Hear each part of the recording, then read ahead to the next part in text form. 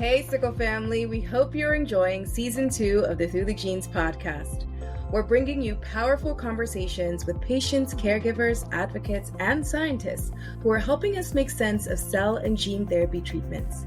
From groundbreaking advances in gene therapy to deeply personal stories of resilience, identity, and hope, each episode takes you behind the science and into the lives of those at the heart of this movement. Don't miss what's coming up next.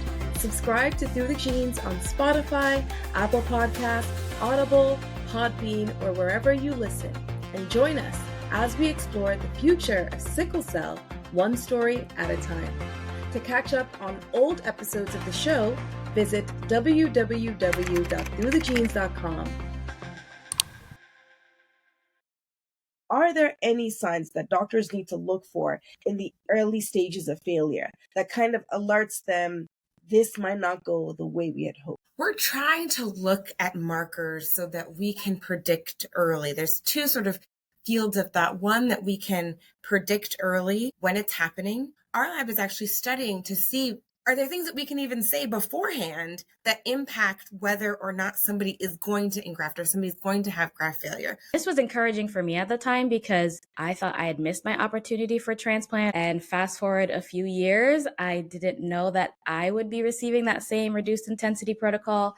And so I'm just excited. The nerd in me, the sickle cell warrior in me is super excited to have you on. So welcome. Without further ado, Dr. Tisdale. Thank you so much for allowing me to be here. You have significantly impacted 2 lives, and we couldn't be more grateful for the work that you've done and the quality of life that you've given us. As we talk about identity and emotions, can you help us understand how cell and gene therapies shape the conception of self? Because I know I went through my own journey of, I was so excited for the transplant, I got it, and then like 8 months in, I was like, wait, am I a warrior anymore? Like, I don't have sickle cell, but I technically have sickle cell trait. Am I a trait warrior? Like, who am I?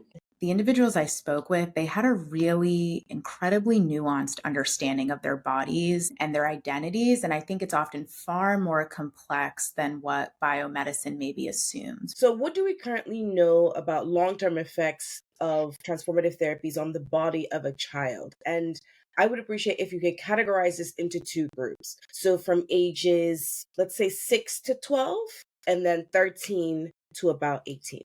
Yeah, so that's a great question. And really, like you both said, one of the things that many families are asking about, of course. And so the first is a bit of unfortunate information, which is that we don't know a lot still. There's still a lot to find out. Unfortunately, for when it comes to most cell and gene therapies, we don't have that kind of effort.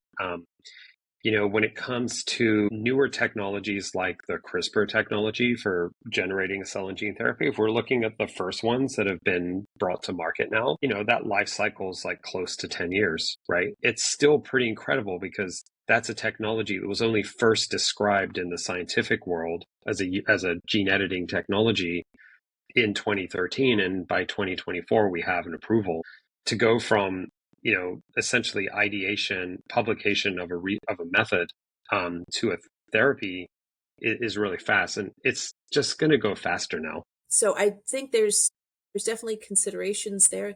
We want everybody who has a desire to look further into this, get information, and decide for themselves. We want to be able to provide that. And how to best provide that, we speak to the community itself. For many of us, it is how we have gotten past oppression, bias, racism, prejudice. And so our faith is really a foundational principle that we live by. Are there any religious teachings that specifically address, the use of like medical treatments, especially those that like alter the body, such as gene therapy or stem cell transplantation? Our daily living and our life decisions are balanced with the Word of God. And that's where our doctrine is based. So first of all, I can completely understand why your first reaction was one of discomfort. And I think that's because at first glance, it seems like a very utilitarian approach where the donor child was a means to an end to help cure the recipient child. So,